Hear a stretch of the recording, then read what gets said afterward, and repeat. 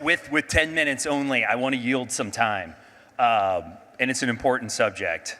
Someone who I admire and respect in industry, and I would actually call a friend to all of us, was her birthday today. And when one of your friends has a birthday, what do? You sing them happy birthday. So, ladies and gentlemen, please help me. Alan, you got a voice on you, buddy. Let's go. Happy birthday to you. Happy birthday to you. Happy birthday, dear Goldie. Happy birthday to you. And many more. Happy birthday, Goldie.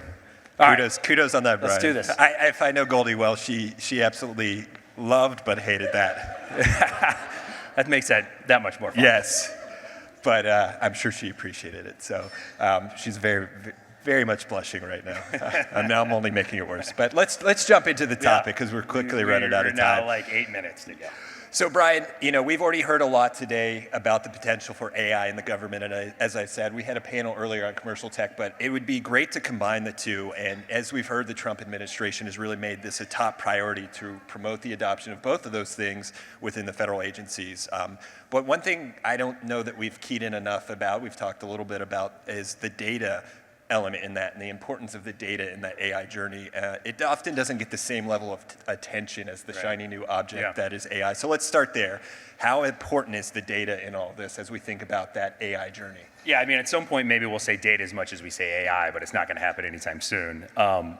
Fundamentally, data is the lifeblood behind AI. I mean, if you really think about the core elements of what AI is, it's large sets of data, it's massive compute, and it's math.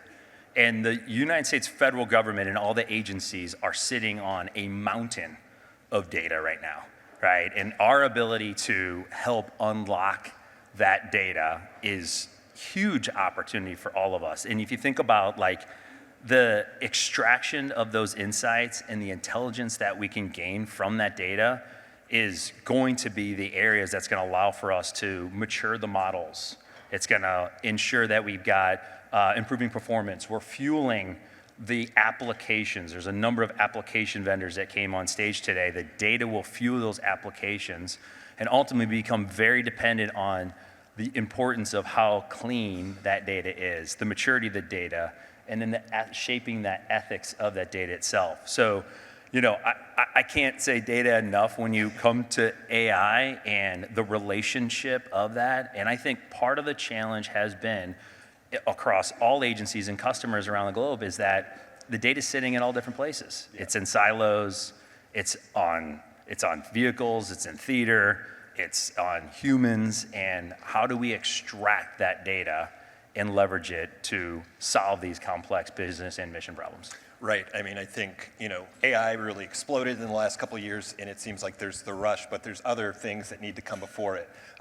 Infrastructure is another one, that sort of foundation to make sure that the data can be used in the way that it needs to be used and that AI can sit on top of that and make it actionable. So how should federal agencies also be thinking about their infrastructure and modernizing? Because there's still a lot of agencies that are in not a great place when it comes to their infrastructure to prepare for that explosion of data that you just mentioned to win the AI race.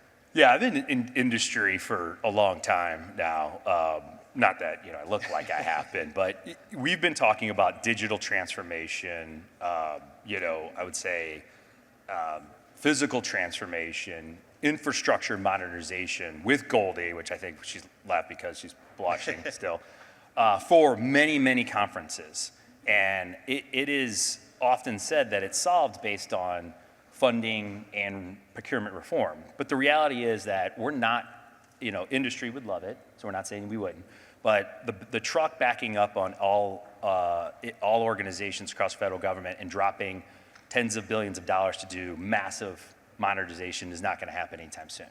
So the shift that I think that industry and the partnership is created for government is for us to iterate on the process of application dependency on where we can move faster together, leveraging specific consumption models that streamline work streams faster than others, knowing that we can't afford to do massive modernization. It has to happen over an iterative process. And we have to see a true return on that investment and a modernization that creates simplicity, efficiency, and meets and exceeds business and mission objectives. Let's follow up on that a bit, because I think there has been, like you said, that emphasis put on starting small, moving quick, especially during this administration. We talked earlier, I spoke to the gentleman from the CIA about the move to commercial and adoption of commercial tech. But a large part of that is the commercial aspect and being able to do things a little differently, and maybe not doing the ownership or buying things in the way that has been done traditionally. So how can both sides of the public-private partnership think differently to ensure that this is successful, especially as the administration really pushes home the fact that commercial is the way to go? Something that we've also been talking about for quite some time, leveraging commercial solutions for classified and non-classified organizations. Listen, it is clearly said and documented that if we can provide a commercial solution that a private sector organization has iterated on and completed over a period of time, that funding that was created for that will allow for a fast implementation, a reduction of cost, and because it's not customized, commercial solutions will create simplicity over time. Now, that being said, industry has to be a student of all of the agency's mission and business objectives, because we have to align those classified and unclassified solutions for both commercial use and for government use to those mission objectives in a secure way. And if we don't achieve that objective, it's not possible for us to leverage what is in a commercial solution in that way. And I think the partnership, which is creating, there's more partnerships that are creating every day, specifically in regulated industries. If you think about oil and gas, financial institution, banking, healthcare, those solutions are typically air-gapped. They're not connected. We call them dark solutions. They have similar, albeit different at times, regulations and requirements from a security standpoint, but they are similar enough to where there's mutually beneficial relationships for us to be able to share those ideas and move forward. We have a lot of banks who are doing some very interesting things globally, where their data is spread around all different kinds of countries, all different areas, somewhat similar to what you'll see in Department of Defense and certain commercial or civilian agencies. So taking those best practices, aligning it to the mission objectives, the business objectives, and articulating to them in a clear, consistent way how we've been able to solve that problem. So Brian, we're running out of time, so kind of bring us home. You just mentioned, as we move further in the direction you just mentioned, what have you learned from your time working with Pure Storage and in your past about, and how your organization is driving data innovation across regulated industries that we can learn and apply in the federal space? Yeah, by commercial opportunity here in a minute. Yeah, so it is a cool time to be at a data company.